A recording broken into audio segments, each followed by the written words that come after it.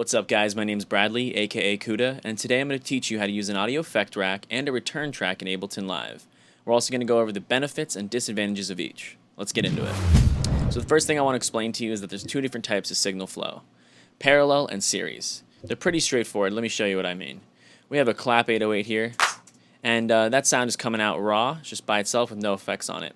Now if I were to use what's called series signal flow, every effect that I would drop on here is going to run into the next. So the EQ is going to be affected by the erosion, which is going to be affected by the frequency shifter. So that all being said, the clap is going to go through all of these and then spit out at the end like a little machine or something, or like at a factory, and it's going to be completely changed. So what parallel signal flow is quite different. So instead of having a sound being affected by one effect and then another effect and then another effect, you have a sound that is pretty much going to go through, be affected by an effect, but then at the exact same time on another pathway. So think of it like two different paths. One, it's going to go through a reverb, and then on another pathway, it could go through a delay, or it could go through nothing and be a completely dry sound. So let me show you what I mean with the return track here. So if you're not familiar, return track in Ableton Live, you can Command Option R to open that tab up, or click this right here, and then to create a new return track, Command Option T. So now we have our new return track. I'm just going to delete that for now because I already have a small room reverb ready to go. I'm going to grab my clap sample, and I'm just going to start sending over here. If you notice there's a little send area, you're sending that sample to the small room reverb. So what that actually is doing is that you have one dry sound, completely dry of just the clap, and you have completely wet sound over here. Mixed together, it's going to sound like this. Now, we can also achieve parallel signal flow through an audio effect rack in Ableton Live. So what I would do in this situation is I would grab this small room reverb. I'm just going to Command-C, click over here onto the track I want to drop it on, Command-V. Make sure we're highlighted in this audio effect area. And there's our reverb. Let's turn this guy off since we're not going to need him right now. And there we have a completely wet reverb. Now, what an audio effect rack is kind of like a little bit more specific of a way than using a return. So to use an audio effect, or to create an audio effect rack, you're going to grab whatever effect you want and hit Command-G. It's going to create a group. You're going to open up your chains, and you'll notice you have a chain area, and this is a whole kind of new world when it comes to Ableton Live.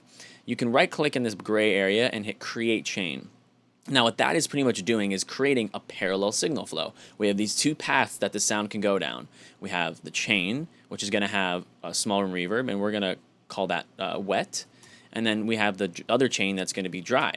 So this one's actually going through small room reverb and getting hit by the small room reverb and going right out. Then we also have the dry, which is going through absolutely nothing. So if I were to solo the dry, be clean and dry. With the reverb, it's all wet. So now we can control our dry and wet with the different volumes. So if you look, we have a dry and wet, and each one has a different volume. So what I'm going to start doing is pulling down this this volume on just the wet channel, and you'll hear it kind of mix in.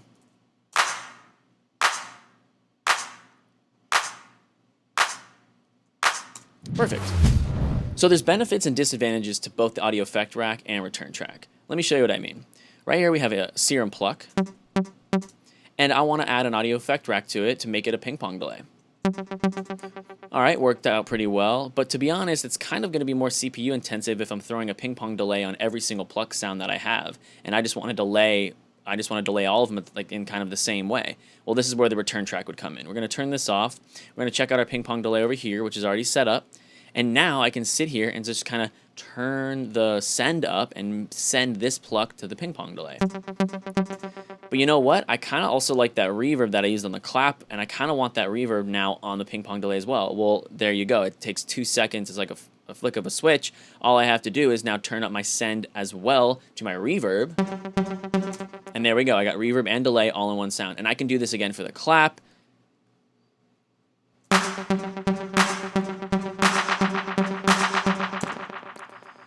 So the benefit of a return track is it's going to be less CPU intensive. It's going to help you out in the long run when you're trying to do a lot of different things with a lot of different sounds. It's good to have a few reverbs and delays ready to go, in my opinion. Now the disadvantages of it is you can't get as specific as you would want. Now that's where the audio effect rack comes in. So if I were to have like some sort of lead or something like that, I would probably use an audio effect rack, because in here I can EQ specifically afterwards. I can add more effects. I can add multiple chains. And I can just mold that sound to that very specific frequency, or mold that sound to that very specific space, and just let it be that one thing. Now, also take in mind that a cool thing with return tracks is you can send multiple drum samples or multiple sounds to the same reverb, which again is going to put those sounds in that space. So keep that in mind when you're making a track, because it's like, you know, maybe I want the clap and the hi-hat to be in the same space, but I want the kick to be in a completely different area. And that'll kind of create a fun, interesting place for the listener, but also to kind of keep your track somewhat cohesive.